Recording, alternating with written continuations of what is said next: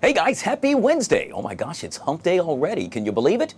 Welcome to the Fox 5 Live Zone. I'm your host, Guy Lambert. Thank you so much for joining us. Hey, coming up on the show today, it's official. The federal surge over. However, it somewhat continues. Confused? You're not alone. We're going to break it all down for you. Don't worry, be happy. In this case, we're talking about Maryland residents. Wallet Hub going to stop by to tell us all about that study. And dare I say, yes, the man with the master plan, the winner of American Idol, the man with the velvet voice, none other than Ruben Studdard going to stop by, tell us all about his upcoming performance at the Birchmere. And oh, by the way, did I mention he has a holiday album on the way? He'll tell you when he joins us right here on the Live Zone. But first, how about we talk weather, shall we? Tucker Barnes joining us right now on the LZ. Good afternoon, sir. Guy, when you said velvet voice, I thought you were going to bring me in. Well, I was a little surprised. More baritone, I would say. Yeah. A little baritone. Maybe tenor. Like to think so. Never very successful in my singing classes. You better, yeah. Me. Your very special guest is much better. All right, so as you probably noticed, and I think you might have mentioned, it's been a little wet and drizzly out there. Yeah, I had to use my umbrella this afternoon. Yeah, and cloudy and showers continue for the remainder of the day. The shower activity very much on the light side, more clouds than rain showers, but little drizzle, a little bit of shower activity, and quite cool with daytime highs only in the low 70s. We should be in the low 80s, so about 10 degrees below average this afternoon. And we're trying to get into the low 70s. You can see we're really not getting out of low 60s at this hour with a very persistent northeast wind holding us back. Clouds, 63 in Washington, 60 Dulles. BWI Marshall there, 62 degrees. And that's a live shot out in Reston, and that's really a snapshot of what it looks like across the area here. Yeah, dreary. With a lot of dreary conditions. Okay, what's going on? First, let me mention some very light green you see across the region, and a lot of cloud cover parked all the way up to the mountains.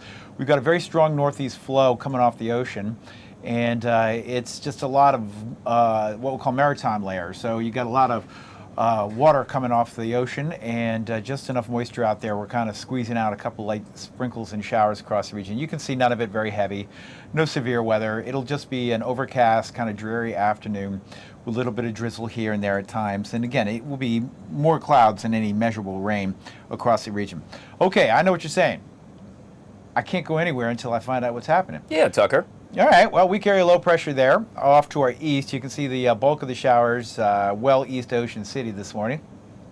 And the little storm system will continue to kind of push away from the region. And as it does so, it'll drag the cloud cover and the light moisture with it later tonight and during the day tomorrow. So this is a one-day gloomy special. And then we will be right back into bright sunshine by tomorrow afternoon. And still looking at a fabulous weekend and a summery, kind of end of summer weekend. I think you'll like it, Guy. Okay. 72 and cool and cloudy and occasional showers this afternoon. And then we'll get some sunshine by tomorrow afternoon. We may start off kind of cloudy, but by tomorrow afternoon, the sunshine returns. And then Friday, Saturday, Sunday, various levels of splendid, stupendous, and sunny. Yeah, about to hit mid-September and almost 90. I'll take that. Yep, mid-80s out there, and not a lot of humidity, so it'll be a pleasant weekend. All right, good stuff. Tucker Barnes, all things weather right here on the Live Zone. Guys, if you haven't already done so yet, make sure you download the Fox local app and take that beautiful forecast with you wherever you go. All right, folks, let's start the show off with talking politics, and boy, do we have a lot to talk about. After 30 days, President Trump's D.C. takeover has officially ended. The Trump administration has praised the surge for reducing crime and making the city safer. This as the president is yet again distancing himself from Jeffrey Epstein. And then there's this. Former Vice President Kamala Harris somewhat lashing out at her former boss and staff. Joining us to discuss this and so much more is Mr. Armin Kurtigan, U.S. Navy captain, retired and political strategist back here on the Live Zone. Always good to see you, my friend. Welcome back to the show. Always great to see you too, Guy.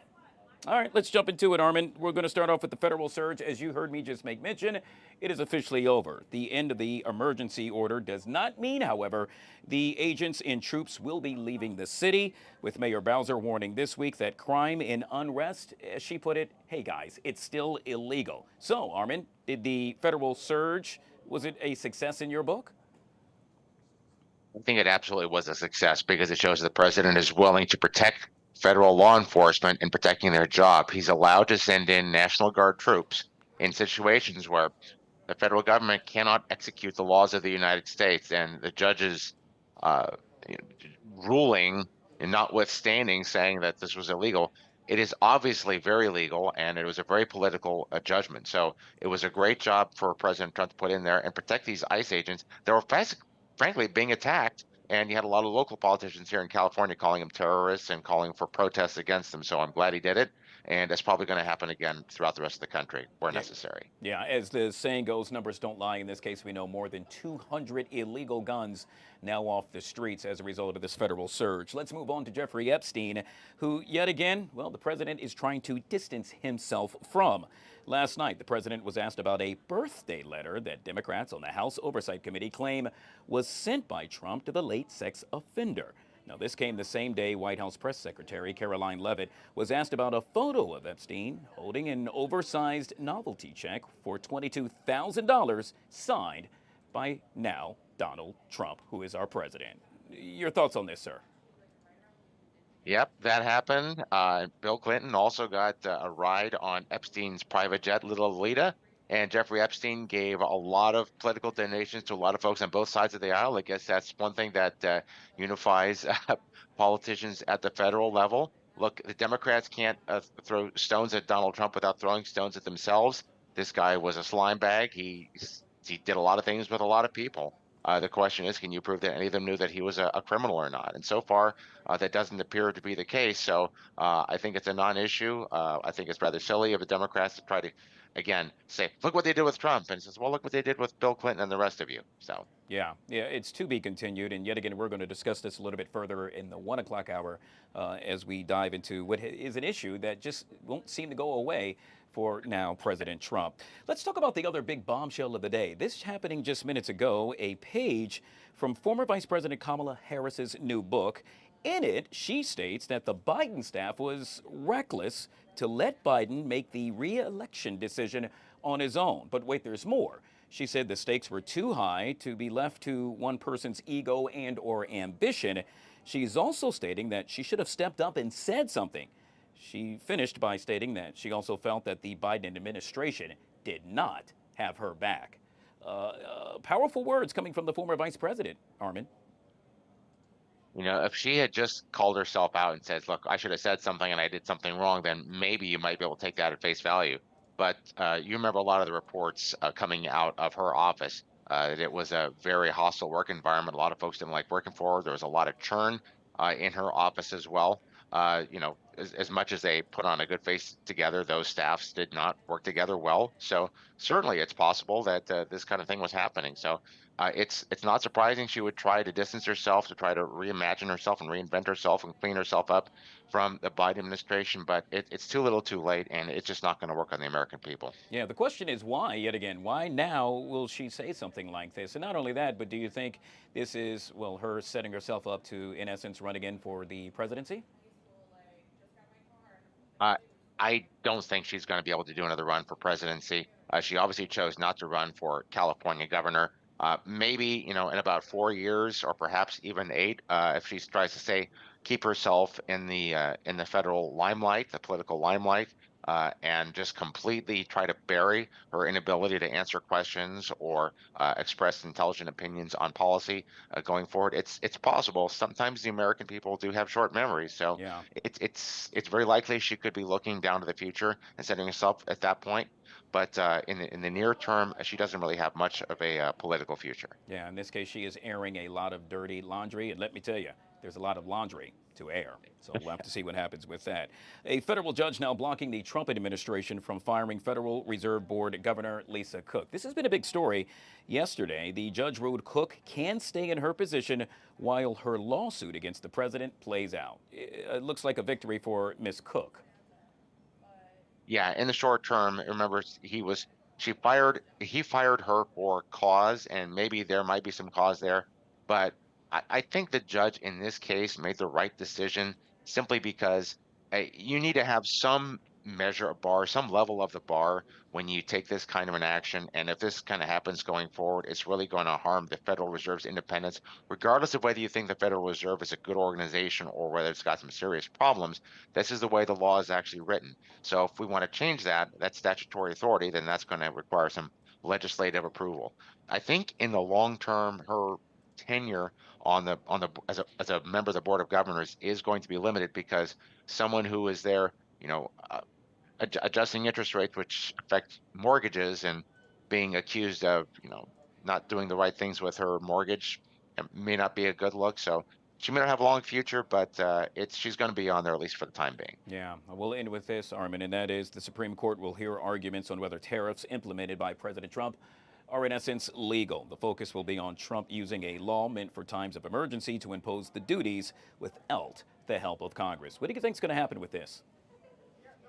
I think it's going to be a bit of a split decision. When you look at tariffs in the sense of national security, for example, tariffs on oil that comes out of, well, those are sanctions. I'm sorry, tariffs on India for buying sanctioned Russian oil. Tariffs of that nature, I think the president has the absolute right to implement when it comes to these kinds of geopolitical moves. When it's more probably an economic question or a question of trade unfairness, then I think the court might say, you might have a short-term period where you can do it, but then ultimately, because it is kind of a tax in a sense, you're going to need the Congress to get in there. And frankly, I think again, if one administration does it, another administration can does it, and I think this is a power that that the Congress should be able to weigh in on going forward. So. President's going to have to go to Congress if he wants these tariffs enacted against some of these other countries that are simply bad actors on the geopolitical stage for trade, and request that these tariffs be levied on those countries. And we'll have to leave it right there. Yet again, Armin Kurdian, U.S. Navy captain retired and political strategist, joining us right here on the Live Zone. Always good to see you, my friend. You too. Have a great day, Guy. You bet. Well, by now, many of you know, Israel launched an airstrike targeting Hamas's leadership in the capital of Qatar yesterday, widening its campaign against the militant group. Hamas said its leaders survived the attack, but that 5 lower-ranked members were killed. The attack drew fierce condemnation from a string of countries, including the UK, Egypt, Germany, Libya, Saudi Arabia, and Canada. The EU now saying the airstrike was in breach of international law. Joining us to discuss this and so much more is Dr. Ali Safavi. He is a member of the Foreign Affairs Committee of the National Council of Resistance of Iran, and he joins us right here on the Live Zone. Sir, good to see you and welcome to the show. Well, thank you very much, Guy, and great to be on your show. Let's jump right into this. This was a big deal. This caught a lot of folks off guard, and we know that so many are now stating that the audacious attempt to kill the political leaders of Hamas in Doha could really upend the foundation, if you will, of an American-led order in the Middle East. Now, being unable to protect, let's say, their own citizens, and I'm making reference to Qatar, what does it say about the relationship with the U.S.? Should that continue with regard to the manner it currently stands? Well, I think, quite frankly, that irrespective of what happened in Doha the other day, I think the international community should focus on the 600-pound gorilla in the room, which is and has been for the past 4 decades or so the regime in Tehran. As you may know, of course, the mullahs of Iran have been the main source of tension and mayhem in the Middle East by supporting proxy groups, Hezbollah, the Bashar al-Assad government in Syria, the Houthis in Yemen. They're spending hundreds of millions of dollars to basically destabilize that part of the world. And as the Iranian resistance has been saying all along, that this crisis in the Middle East will not go away, and it will erupt in different forms, like what we saw the other day, as long as this regime remains in power. In fact, this was exactly the same message that tens of thousands of Iranians echoed in the streets of Brussels the other day, on Saturday, in fact, and this is something that thousands more will echo come a UN General Assembly session later in September. So if really one is concerned about bringing stability in the region, and if all the countries in the region want to see calm return to that part of the world, they must focus on the head of the snake, which is the regime in Tehran. Well said. Yet again, the focus also happens to be on the potential ceasefire negotiations as a result of this strike. Do you think they are now stalled, if you will, or shall we say, have they gone awry? To be honest, I think the main source that prevents anything from happening meaningful in the region is the regime in Tehran. You know, back in March of 2023, the Iranian regime supreme leader Ali Khamenei made a tacit reference to the fact that they have something up their sleeves. The world didn't take notice, but then we saw October 7th happen. And of course, if you remember, all intelligence services and even some governments were saying that the Iranian regime was caught by surprise. Whereas the fact is, we know now based on evidence that actually the Iranian regime were heavily involved in the planning of what happened on October 7th, which is why I have to go back to my original point, which is this regime must change. Of course, not through kinetic action, not through the air, not from top to bottom, but from bottom up by the Iranian people, by the organized resistance, which is, of course, quite active nationwide and ready and capable of bringing about that change. All that needs to be done is for the international community to recognize the right of the Iranian people to self-determination. Look, when you have a fundamentalist regime in the region whose main foreign policy is to export his so-called revolution to the rest of the region, how do you expect various agreements to last? They will not last because there's always the mullahs of Tehran who will undermine it. Yet again, you are well versed on this. I should make mention, as I stated in the beginning of our discussion, you are a member of the Foreign Affairs Committee of the National Council of Resistance of Iran. Staying in the realm of Iran, we know that Iran and the UN have now reached an agreement that will allow UN inspectors to return to inspect all of Iran's nuclear sites, including those bombed by Israel in the U.S. in June. It looks like perhaps a move in the right direction? Well, to be honest, it really depends on what the reading of each side is from that agreement. Of course, the IAEA Director General, when he went back to Europe, said that the Iranian regime has agreed that inspections be carried out according to its NPT obligations. On the other hand, the Iranian regime foreign minister, he went to Tehran and he said the agreement we reached does not violate what the Iranian regime's parliament had adopted, which is not to allow IAEA inspectors to go to some of the suspected sites. It only deals with starting the cameras in the Bushehr power plant, which is not part of the problem in any case. So I think that probably this agreement will fall through before its ink is dry. It remains to be seen whether the Iranian regime is willing to walk the walk. I seriously doubt that because, of course, given what happened during the 12-day war, the Iranian regime is quite weak and vulnerable, and they are trying to basically buy some time because they are fearful that the snapback mechanism goes into effect come end of September. That's going to put a great deal more pressure on them.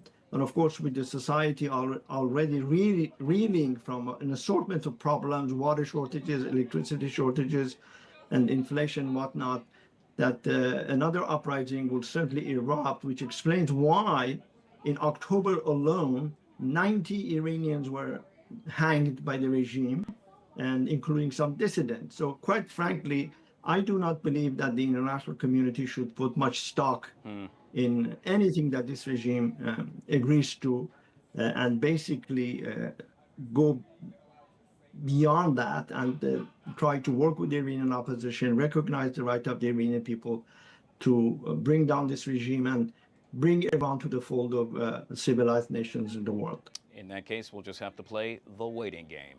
Yet again, we have been speaking with Dr. Ali Safavi. He is a member of the Foreign Affairs Committee of the National Council of Resistance of Iran. Sir, truly a pleasure having you on the show. Thank you so much for joining us this afternoon. Thank you for the opportunity. You bet. All right, folks, we'll take our first break. This is the Fox 5 Live Zone.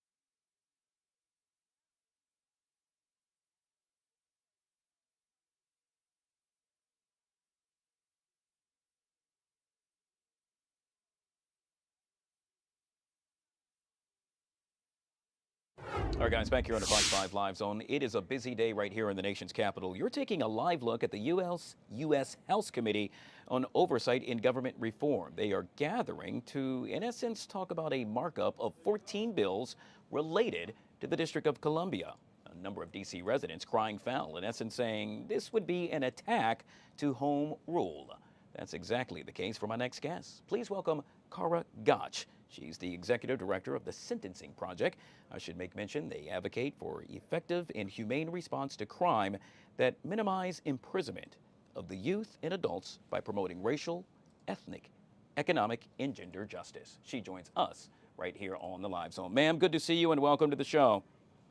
Thank you so much for having me. I got to tell you, as you just heard me make mention, it is truly busy. We know that the House Oversight Committee on Government Reform marking up, as you heard me just make mention, count them, not one, not two, not even 10, but 14 bills, if you will.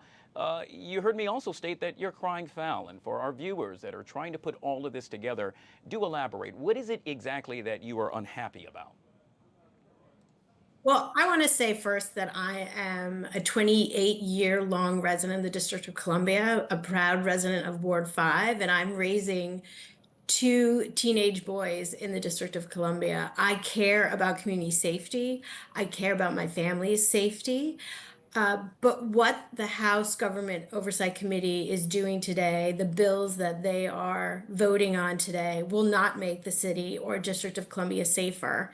Instead, what they're doing is dismantling years and decades of work of criminal justice reform passed based on research of what we know works to prevent crime, to protect youth from the extremes of the adult justice system, and to make sure sentences are proportional and take into consideration the multitude of factors that contributed to crime, and make sure that people are not being warehoused until their old age when we know they have long lost the likelihood of them committing crime. Instead, money should be invested in building our community, investing in kids, in schools, in community services, and programs that help prevent crime and intervene to prevent it. Yeah. That's why this day is so frustrating for me as a resident of the District of Columbia and as someone who cares about our community, and I care about justice. And what the Republican leaders on the Oversight Committee in the House are doing today is completely contradictory to community safety. And I just hope that they learn their lesson. Ms. Gotch, you made mention of kids, and we know that one of the issues, if you will, and or topics or bills, just to put it plain and simple, that happens to be up for debate is whether or not to charge 14-year-olds as adults. Some are saying the time is now. Others are saying, dear God, this is not the route we should actually take. What say you? Yeah, I know, and I think anyone who has a teenager knows that the mental maturity and competency of a 14-year-old is not equivalent to that of adult. We know from research around brain science that the decision-making abilities of teenagers, certainly 14-year-old, 15-year-olds, 16-year-olds, 17-year-olds, is not sophisticated. They are disproportionately influenced by peers. They are impulsive. They do not make good decisions. And as a result, you see misbehavior and sometimes crime committed by young people. They need to be held for account for the offenses that they commit, but they need to be treated in a way that is appropriate to their age. Yeah. Locking up a 14-year-old in an adult prison or subjecting them to the adult criminal justice system is counterintuitive. It will increase the likelihood that they will live a life and continue with criminal behavior. It will not give them the services they need for rehabilitation. It will be an absolute disaster to be exposing more young people to the adult criminal justice system. That's the exact opposite of what should be happening. Ms. Gotch, let's do this. The side of my eye, I can see actually what's happening with regard to the U.S. House Committee on Oversight and Government Reform. It appears to be somewhat contentious. Let's go ahead and take a look in. he was going to lower prices on day one, yet that didn't happen. When he said that he was going to be ending wars on day one, yet that didn't happen. Where he said that he was going to save the American people, yet that didn't happen. Because as we know, in that big ugly bill that every single one of you voted for, except for Mr. Massey, because he seemingly is the only one that's got any sense over there, y'all voted for that bill.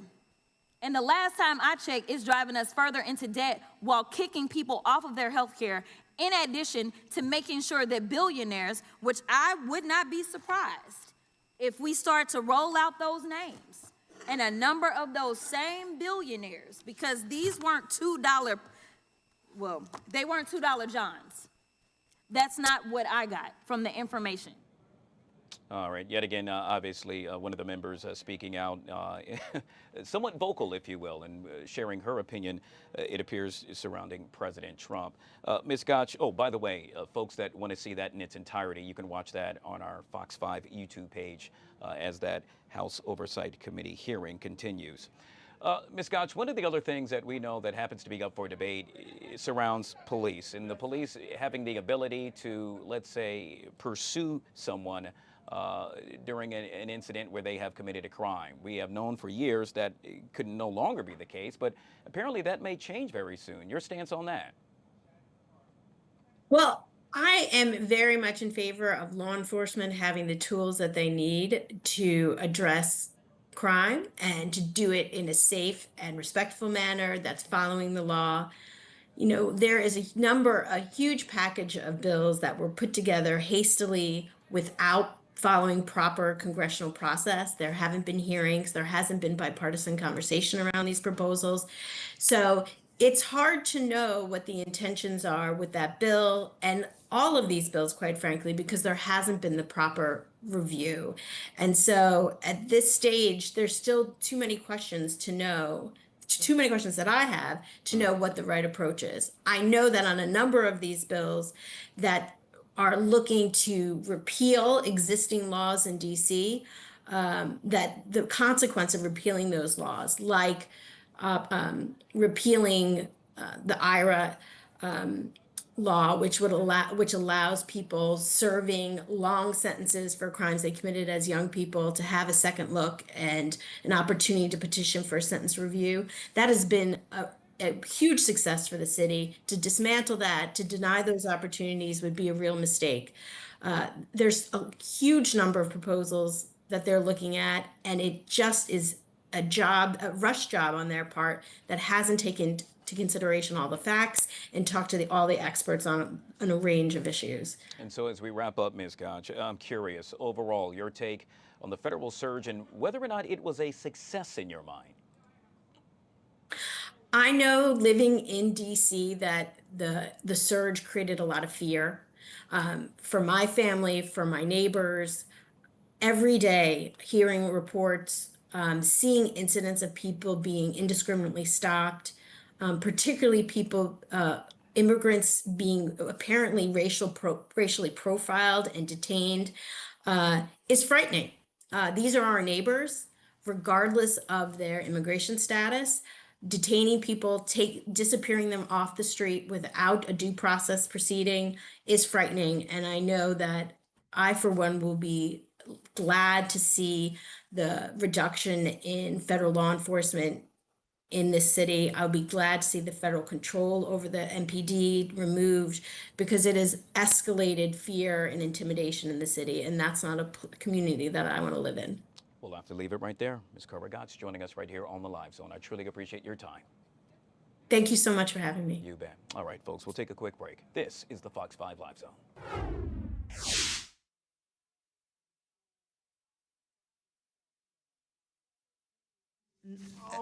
Because they don't provide any proof. They may not even know they're on the rolls. And then you can't get them off because there's a real problem because of the MVRA in removing bad registrations. That's why our voter rolls are in such a mess. Jenny Beth talked about 89% of the people support only citizens voting in our elections, and that's true, and we've told it also. Let me tell you what gets even more public support. 91% of the American people say we need to clean up our voter rolls. We need to get non-citizens off the rolls. We need to get duplicates, dead people, felons, people who've moved and don't live in a state any longer. And guess who's fighting us on that? Guess who fights us on that? The corrupt elections crowd. This is a binary choice, people. We are either for election integrity.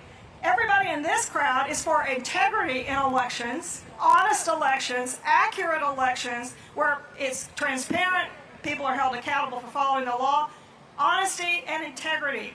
Well, if you're against honesty and integrity, then what are you for? Corruption. And we have a whole segment of people in this country, not a majority, thank goodness, but a very small minority, and I'm going to just start calling them for what they are. They are the corrupt elections crowd, and they are led by corrupt lawyers like corrupt Mark Elias. They are corrupt. They want to corrupt our elections. They have done that, and we are not going to put up with it anymore. We're done with it. So we need to strengthen the SAVE Act to codify the work that is being done by the Department of Homeland Security, to where they will review your voter rolls for free for a state and identify any non-citizens so those can be removed. We need to codify that. We need to make it possible for every state to have their voter rolls reviewed to remove non-citizens. We need to make sure that the government agencies are doing their part so that they are, when they're registering people at the DMV, that before they register somebody, they make sure that they have the documentary proof of citizenship. So there is a lot for us to do, but I'm just here to say today, we are fighting a corrupt machine that does not want honesty. They do not want integrity in elections. They call us names. Their latest is now, they've been calling us election deniers. Now they come up with a new one. Anti-voting. How many in this crowd love and want election integrity? Raise your hand. How many of you are anti-voting? Anybody? No. But I will tell you this, and you can take this to the bank. We are anti-illegals voting. We are anti-ineligibles voting. We're anti-people voting twice. We're anti-dead people voting. So if you want to call us anti-voting, you got to add which voting we're against. We're against illegal voting. We're against duplicates. We're against corrupt elections. And we are going to stand firm till our dying breath to ensure that we get election integrity back in our system, we save our elections, and we save our constitutional republic. All right, guys, back here on the Fox 5 Live Zone. Well, by now, many of you know that President Trump's 30-day emergency order requiring police cooperation with federal agencies, well, it's now expired. The president issued the order back on August 11th, creating a surge of federal agents and National Guard troops on the streets of D.C. The Trump administration has since praised the surge for reducing crime and making the city safer. Critics say the surge, well, it's caused a sense of fear in the district. Joining us to discuss this and so much more is, quite honestly, a man that we all know well, Mr. Ron Moulton, community activist and founder of Don't Mute DC. Ron, always good to see you, sir, and welcome to the show. Thanks for having me, sir. All right, Ron, so we got through it. It's done. It's over. Well, sort of. The mayor is still keeping the federal resources up and running, with the exception of ICE, to our understanding. And with that being said, several questions. One, what did you think about this surge? Did it work? And are you happy with what the mayor is doing now? Well, I can tell you this. I spent the last couple of weeks just working hard in historic anacostia to make sure the businesses and the people that I see every day when I wake up and go to work do well, and we have worked hard.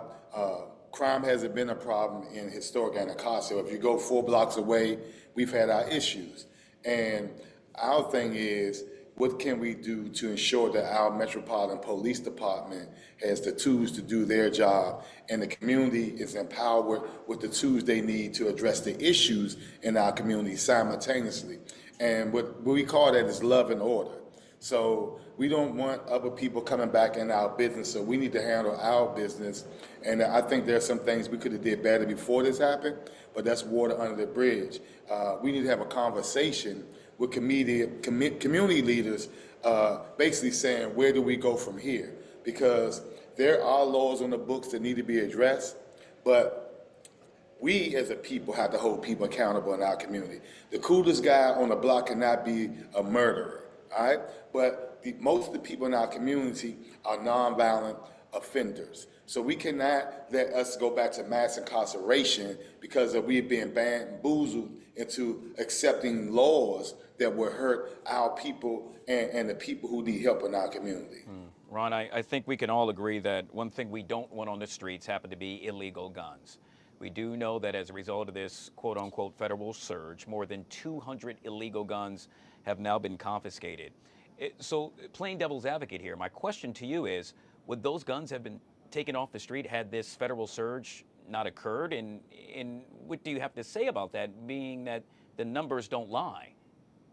I think if MPD is allowed to do their job the right way and the community lets them do their job the right way without violating people's rights, you would get the same numbers. I mean, it's not that far off from what MPD had did the previous year. But I'm not mad that they got 200 guns off the street. In fact, I would ask them to take it a step further and go after the people who are bringing the guns to our community. We don't make guns in Washington, D.C. How do they end up in the hands of 12-year-olds in our community? That's the big question. So I would take it a step further and deal with the people who bring guns into our community if we want to deal with it. So I applaud that effort to get the guns off, the illegal guns off the street. But let's take that a step further. Yeah, we also know that the National Guard, in essence, will remain in the nation's capital until November the 30th. A number of folks, as you heard me make mention, have a sense of fear once they see them. I'm curious, your take on that. So, I mean, I ride down 295 and seeing people getting pulled over in rush hour, and, you know, it's pros and cons with this. My thing is, as long as people's rights are not being violated, there's nothing wrong with trying to keep the community safe. But when we start criminalizing coming outside and making people don't want to come outside, it hurts our businesses. It puts us in a state of mind of not wanting to be here. And we cannot take this in D.C. We already had $1 billion taken from our budget. This is taking money from businesses. There's a way to do this in a way where you involve community, you involve the law enforcement agencies, and everybody works together and come up with an approach that everybody can live with. Something definitely had to be done with some of these violent offenders in our community who were getting locked up for carjackings and things and coming right back on the street. And I had a community meeting about this maybe 2.5 years ago. And I told people what's going on today was going to happen because the wrong people were going to start getting affected, robbed, and carjacked and killed. And they were. So here we are. But at the end of the day, we cannot allow these things to be used as a weapon to take the autonomy of Washington, D.C. away from us. So we must do our part as well, and we must continue to fight to make sure that we have our autonomy as a city. Ron, it's no secret you are a staple within the community. And with that being said, I'm curious, your thoughts on how D.C. Mayor Muriel Bowser handled all of this. A number of folks, in so many words, said that, well, she had her hands tied and she could only do so much. Others say that she should have done more. What say you? Well, I'll tell you this. The people who say that she should have done more, when I ask them, tell me what you have done, or what would you do? They can't tell me. It's easy to point a finger and tell people what they should be doing, but I understand the dilemma that she's in. Look what happened to the guy in Ukraine when he snapped back at Trump. What happened to him, right? Our mayor does not have the same power that people in Chicago and Baltimore have. They, in the snap of a dime, they can do something to us that will harm all of the most vulnerable citizens in Washington, D.C. So she's walking on a tight line. So I would say this. I think she's done the best that she can do, and I think that some of the elected officials who got us in this position with these crazy laws where somebody can carjack somebody 4 or 5 times and still be on the street need to step up to the plate and take their part in this instead of pointing fingers at her.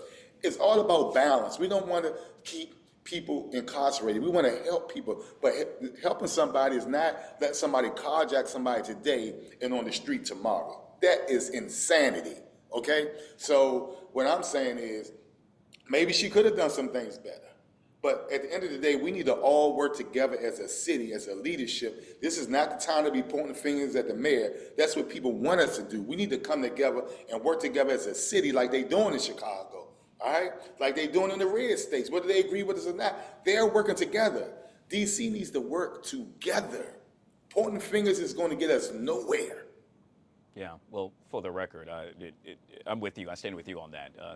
Hands pretty much tied, and for some, she could not have done it any better. And I thought she did an amazing job with regard to how she had to handle that situation. Yet again, Mr. Ron Moulton, community activist and founder of Don't Mute DC, joining us right here on the Fox 5 Live Zone. Always good to see you, my friend. Make it a great day. Thank you. All right, Have a guys. blessing. We'll take a quick break. We'll be right back. Things that they needed and that correlate with a lack of recidivism. So when we're going backwards, because we already actually saw this problem and recognize that that cash bail for low-level nonviolent offenders doesn't work. It actually makes us less safe. And so we got to make sure that we're understanding the nuance and the policies that actually work, as opposed to the things that are just good to hear on a campaign commercial or what have you. And so that's why I joined my colleague, Representative Norton, in opposing this bill, because it doesn't work. I yield the remainder of my time to the ranking member, if he so chooses to take it. Go ahead, Mr. Chairman. No, go ahead. I think he's yielded to you. Oh, okay. Gentleman yields to time has expired because of that. And now I'll recognize myself for my 5 minutes. So I support the bill, the underlying bill. And I just want to, there's so much to say, but I'm going to just limit it, and I'm going to introduce these articles in just a moment. But Mayor Bowser, I've had the pleasure to meet with her on numerous occasions, talking about these types of issues. And she's a pleasant person, and I think she's sincere, and I think she wants to do her best for the district. In August 13th, she said, quote, "I can't say that given some of the rhetoric regarding President Trump's rhetoric of the past that we're totally surprised about his," and she said that relating to his, the National Guard. All right, guys, back here on the Fox 5 Live Zone. This man needs no introduction. I do need an introduction. No. Introduce me. The man with the master plan. Ladies and gentlemen, he's been doing it and doing it well for quite some time. Yes, you saw him on American Idol, won it. I hate saying that because you are so much more than that. He is also a performer unlike any other, I would argue. The man with the velvet voice. Ladies, are you ready? This is the one, the only, Ruben Studdard. Good morning, sir. How are you? Awesome, man. How are you? I'm doing quite well. We were walking over here. The last time I had you here, I had my little pedal stool down there, guys. I'm kind of short. And Ruben rolled up on me. He said, "Man, what's going on here?"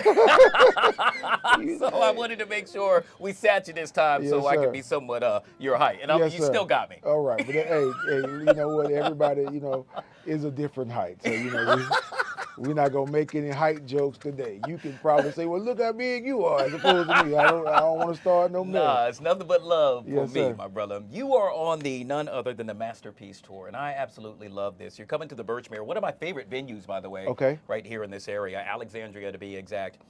The last time you were here, we were just talking about your journey, and it was so interesting because every day it turns into something new. And so I'm curious, it's been about a year now. Yes. What's different now versus when you were here a year ago? I mean, well, what's different now is I don't know if my baby girl was here when I was. No, but you made mention of it. Yeah, and she's here, and she's made our life full of joy and activity. Our house is completely different now. Yeah. We have two kids there, and it's just a blessing to see them grow and learn and become their own individual person. And I'm excited about that. Music-wise, it's just I'm still out here just trying to sing songs for the people. No, you're not trying, my brother.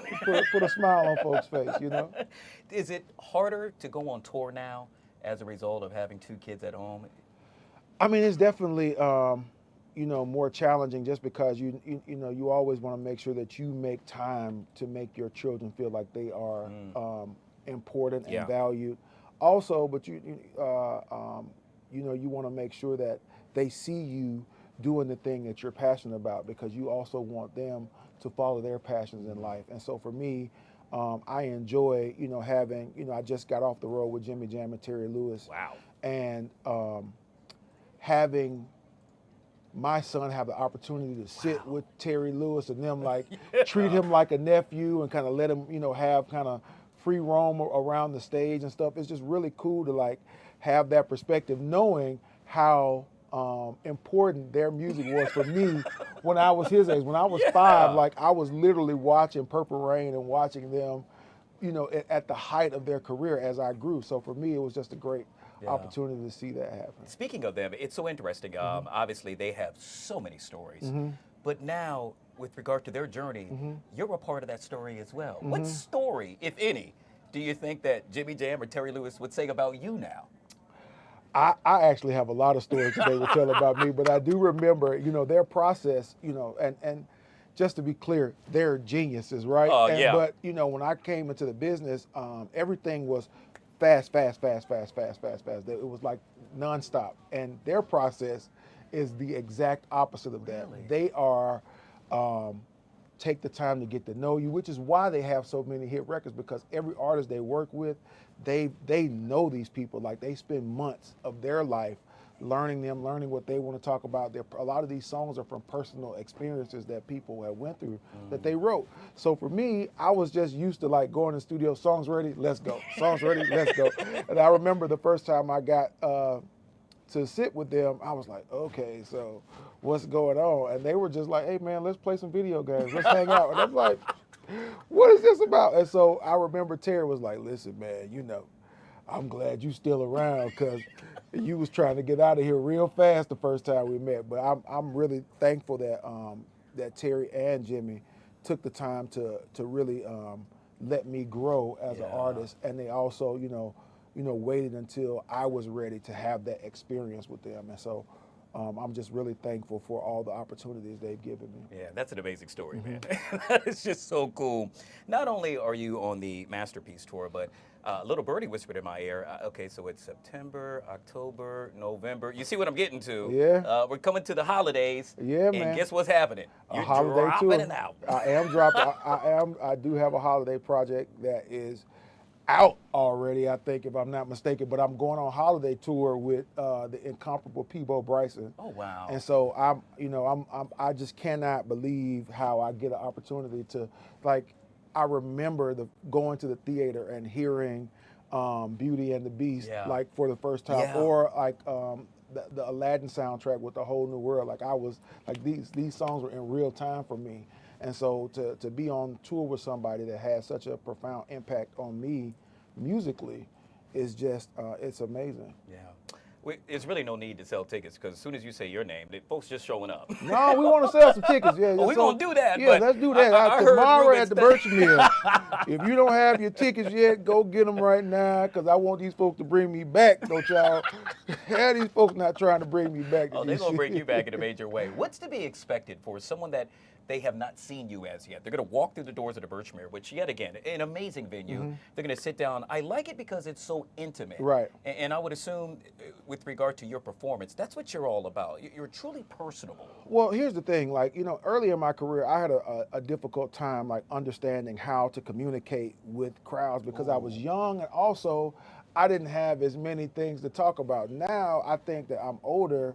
My life experience dictate that these songs are kind of really a part of my life. And so when I'm going through this repertoire that we do, and we do songs from Luther Vandross to Earth, Wind and Fire to my stuff. We do just a myriad of different musical presentations. We do jazz numbers, some gospel stuff, but it's, when I say the Masterpiece Tour, it's kind of like me crafting a masterpiece, like a piece of art on stage for the people that are coming. Wow. Because every night is different. Depends on the energy of the crowd. Whatever they give me, I can determine how I want to craft the show. So it's a really fun time, and I'm glad that I'm, still around to be able to do these kinds of shows for people. It's so exciting. I cannot wait to check it out. Yet again, you see it right there on your TV screen. Ruben Studdard coming to the Birchmere, September the 11th. Put it on your calendar, set your alarm.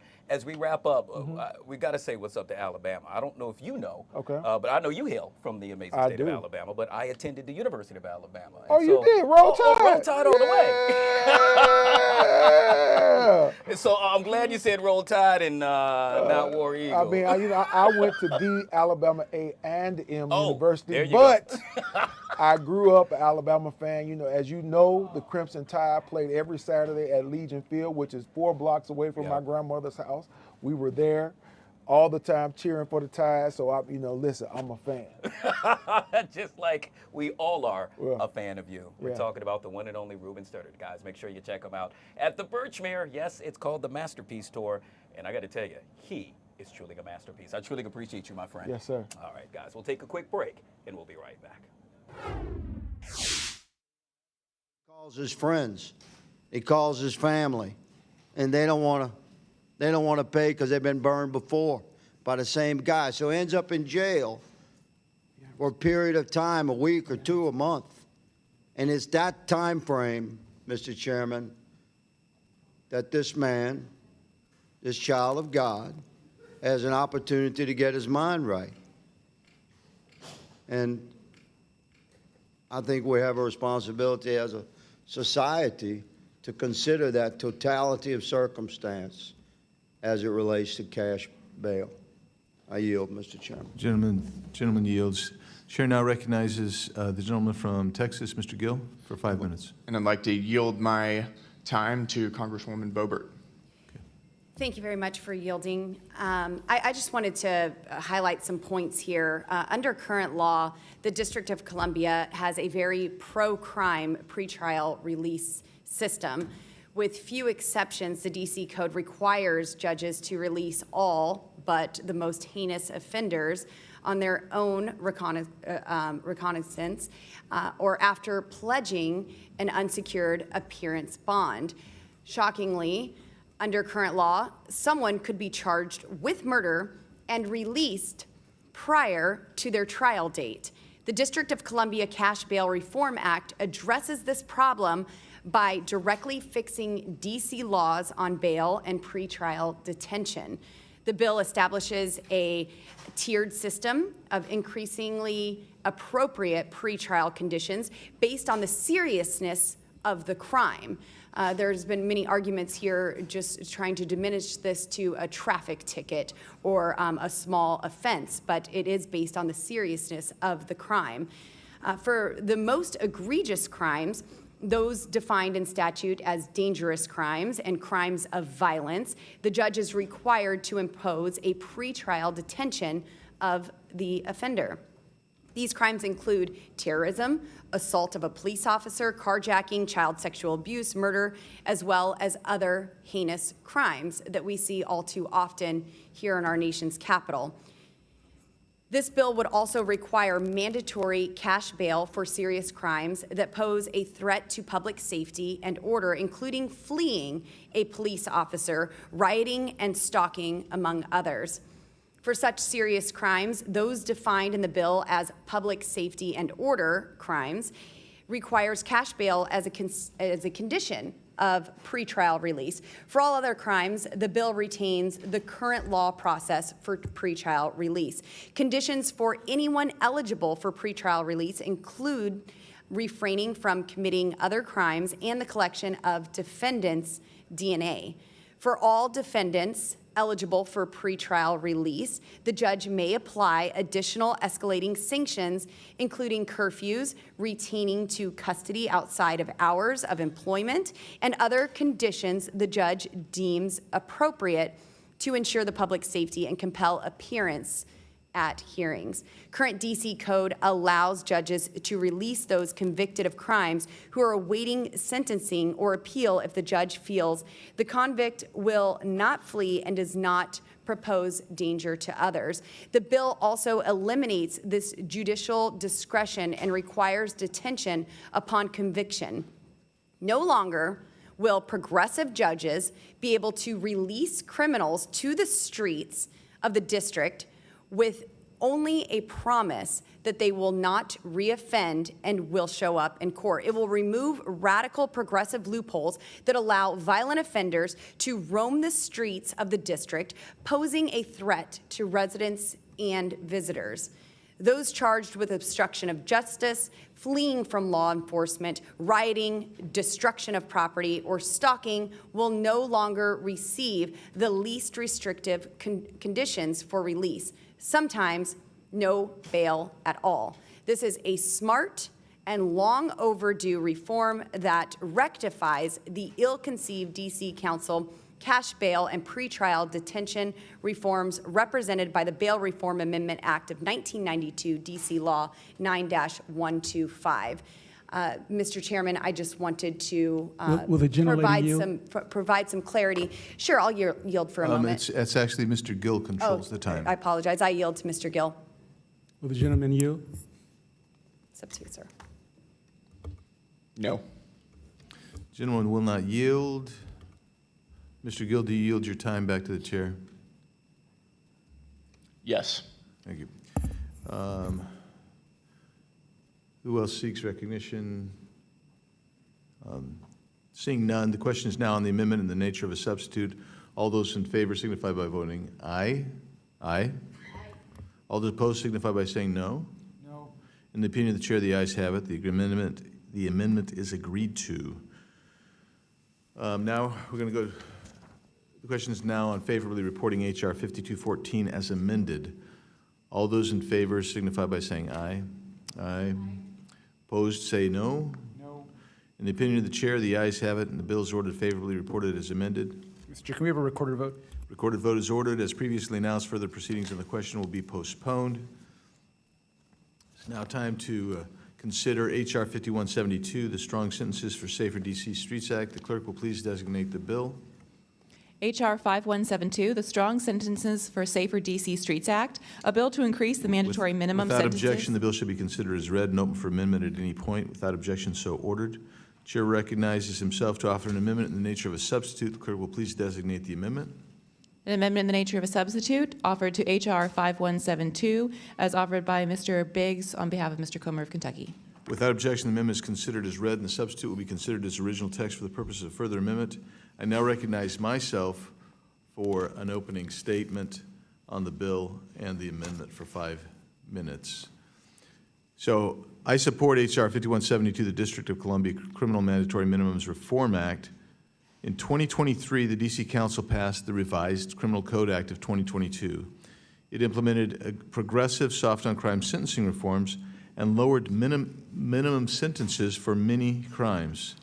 Congress successfully passed H.J. Res. 26 to disapprove of this radical legislation. H.J. Res. 26 was a bipartisan effort signed into law by then-President Biden as Public Law 118-1. Even with this success, the D.C. Code still contains mandatory minimums that are much lower than the rest of the nation. For instance, currently, second-degree murder and rape have no mandatory minimum sentence. First-degree burglary has only a 5-year mandatory minimum. First-degree child sexual abuse has no mandatory minimum. This legislation updates mandatory minimums for a few violent crimes. This bill ensures that several offenses, including first and second-degree murder, rape, first-degree sexual assault of a child, armed and unarmed carjacking, and first-degree burglary are taken seriously in D.C. courts by reconfiguring the mandatory sentences. These reforms are necessary to address violent crime in the district. And what do greater sentences do? They provide both specific and general deterrence. What is the purpose of a judicial system, a criminal justice system? It is to protect people from those who commit violent crime in particular, but those who commit crimes. And when you sentence someone, you have both a specific deterrence, that is to say that individual is removed from the community upon conviction for the crime that they have committed. All right, guys, yet again, you have been watching the House Committee on D.C. Crime Bills. We will continue to monitor this throughout the afternoon right here on the Fox 5 Live Zone. It is now several seconds past the top of the hour, 1 o'clock to be exact. And if you're just joining us, welcome to the Live Zone. We truly appreciate you joining us. One of the big stories of the day, you've heard that saying by, what was the artist, Shaggy? It wasn't me. In this case, I'm making reference to what President Trump is saying about his alleged signature inside Jeffrey Epstein's birthday book letter. You see it right there on your TV screen. This is his recently first on-camera reaction, which happened yesterday, drawing in signature in Mr. Epstein's 50th birthday book, which he alleged, well, he didn't actually do. He also said he wouldn't even use that type of language. Joining us to discuss this and so much more is Mackenzie Joy Brennan back here on the Live Zone. Mackenzie, it's been some time. Good to see you. It's great to see you, despite the strange circumstances. Yeah, I got to tell you, for some reason that always seems to happen, and well, we always seem to have you on, but you're an expert, and so we love having you on so we could chit-chat about this. The president stating yesterday that, hey, okay, first of all, it's not my signature, and then second of all, I wouldn't use that type of language with regard to what is written. A lot of folks are saying, hey, what about a handwriting expert? What say you about all of this? Well, I think the New York Times did a great rundown of other similar era and connection signatures. And it sounds like around the late 90s to early 2000s, this matches so closely. And you can go look at their graphic analysis online. But he signed his first name typically to friends and personal business connections. So just the Donald makes sense. That long tail at the end, you don't see in his new signatures, but you do see it in a lot from the time. So the argument just doesn't hold any water if you look at the comparisons. Yeah, it's really interesting. I'll say that. The president also said that he does not comment on something that's a dead issue. He stated that I've given all my comments to the staff. It's a dead issue, and I'm done with it. Is that the right approach? Well, I certainly understand the logic because with his prior comments, there has been some inconsistency. At one point, obviously it was release the files, then it was that Biden was obstructing something, and then it was that I think at one point he implied that he was an informant, and that was his connection to Epstein. So I guess that is being walked back in this current argument. So strategically, I do understand not saying anything further because I do think his comments have gotten him deeper into a mire that probably already existed. But this card, I think, is about as close as we're going to get to a smoking gun. The likelihood that there is an actual docket list hard copy somewhere is probably kind of slim. Yeah. But what we do have is these pieces of evidence that allow us to piece together something resembling a list. And this sure doesn't look good to me. Yeah, I got to tell you, it reminds me of the JFK files. I mean, will we ever know? Same thing with this. Will we ever know? Unfortunately, though, what all of this is really taking away from happens to be the victims, Mackenzie. I mean, I cannot believe we're talking about who did what and perhaps who did what instead of those who suffered at the hands of these horrible people. An attorney of scores of Epstein survivors now stating that the hypocrisy from President Trump has been most frustrating for all of the victims.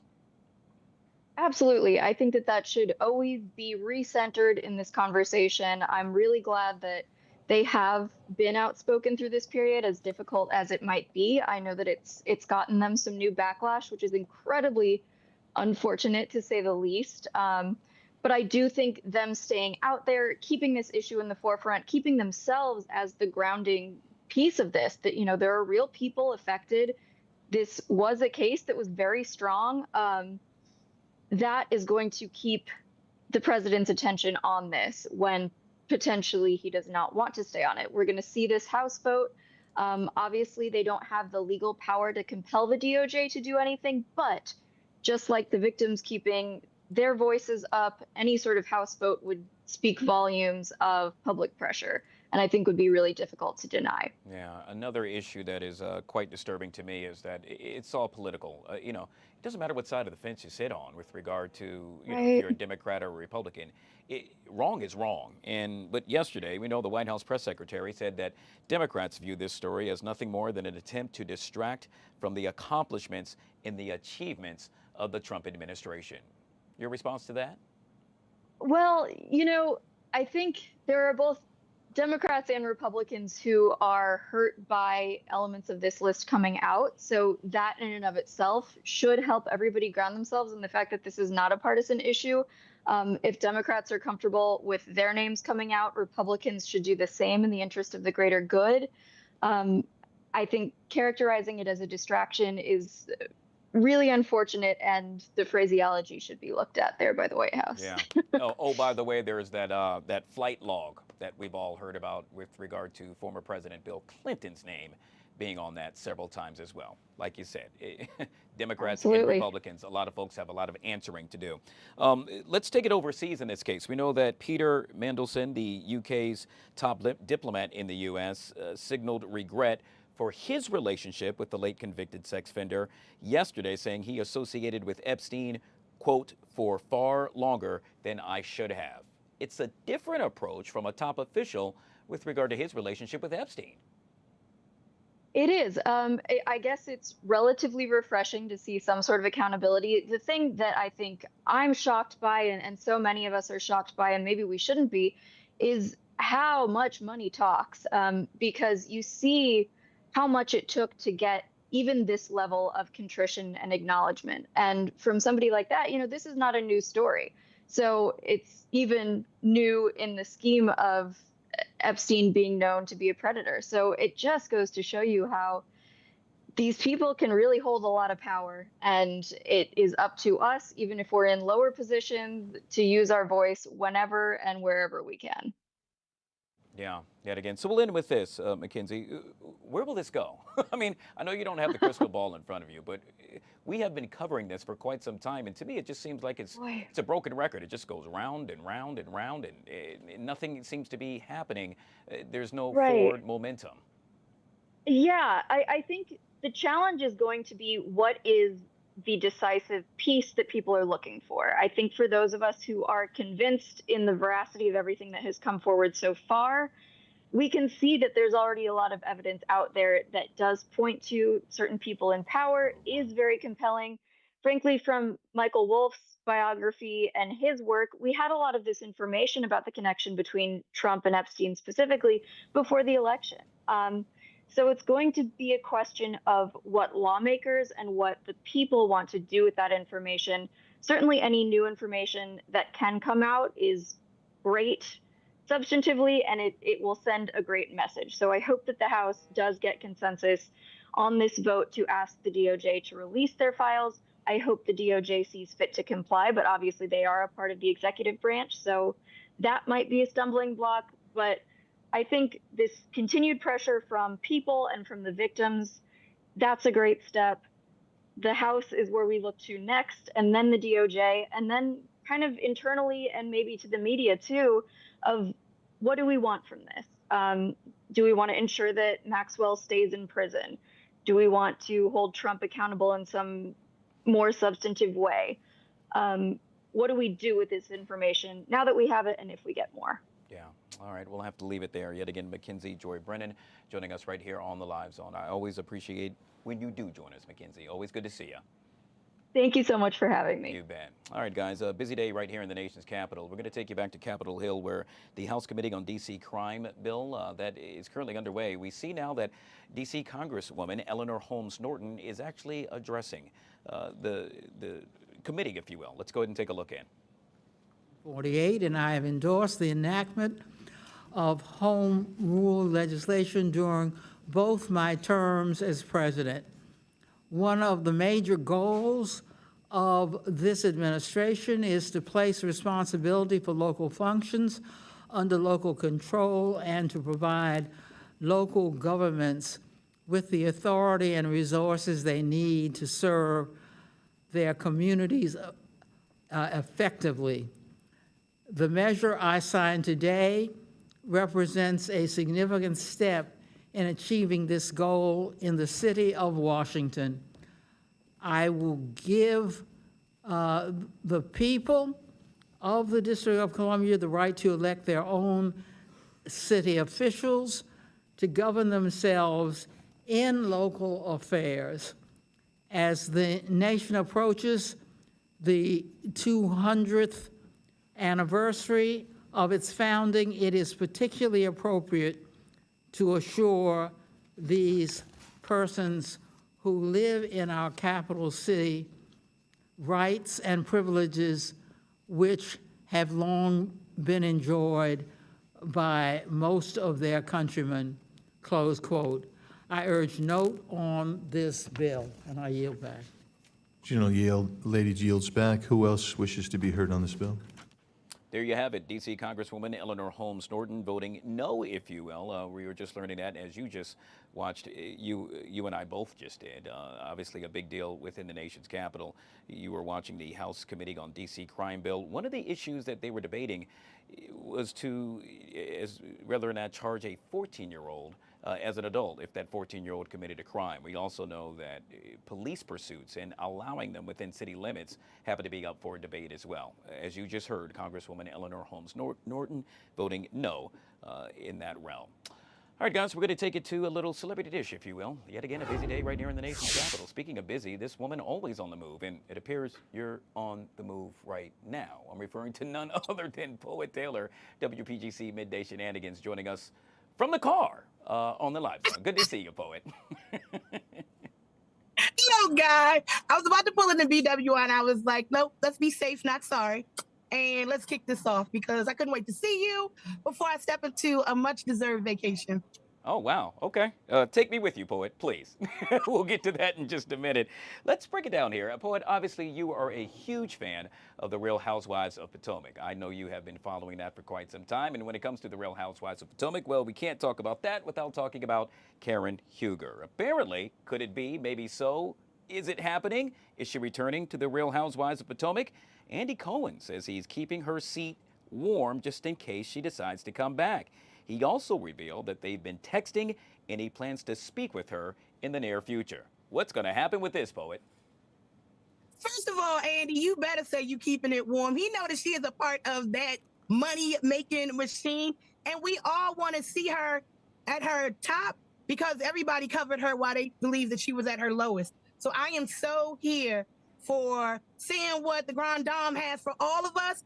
And I'm hoping that we get like a spinoff and that she remember her niece and bring me on so we can show people how fabulous DC is and all the things to get into. So come on, Real Housewives of Potomac. Y'all know what to do. Yeah. They should make a real like aunties of DC and let me get on that. Or like a district show or something. Wait a minute, guys. Let me pitch this to Jeff and them. Wait a minute, I might be on to something. I think you are, Poet, and I think it would do also well. Obviously, the Real Housewives of Potomac, correct me if I'm wrong, but I believe that's the franchise leader, if you will, right now. They're getting the most ratings. Yes, it is. It really, really is. It's the moneymaker.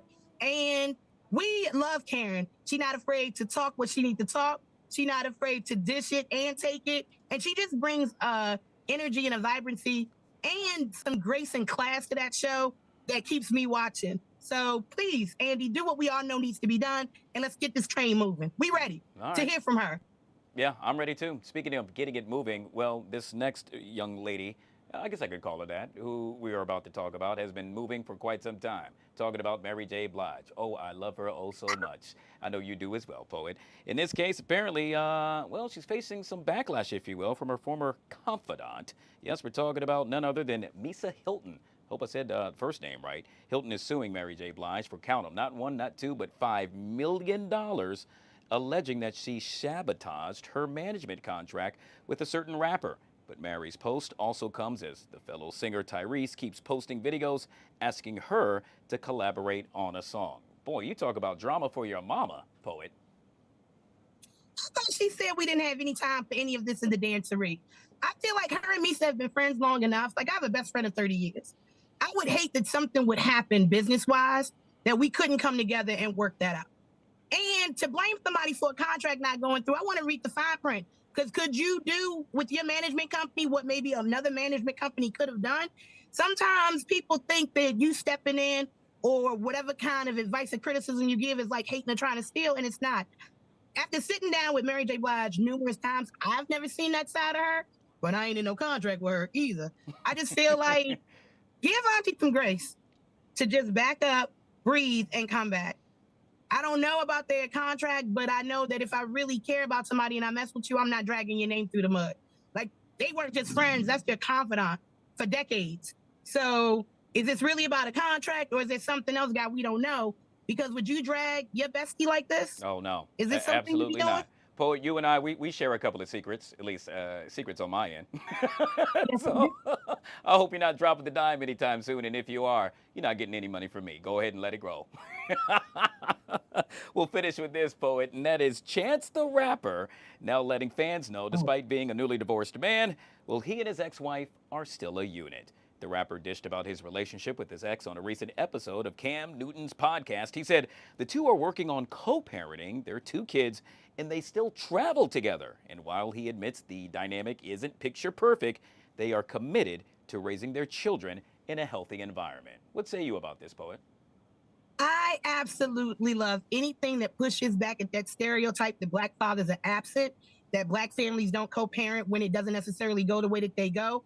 And Chance the Rapper is one of my favorite artists, but he's also one of my favorites because of this. He leads by example. I love it. And when you think about all of the podcast convos when it comes to relationships, men, women, marriage, divorce, and how messy and nasty it gets, isn't this refreshing and a breath of fresh air that there's somebody speaking positivity when a situation may not work out, leading of what co-parenting looks like without dragging each other on the socials and the blogs and whatnot?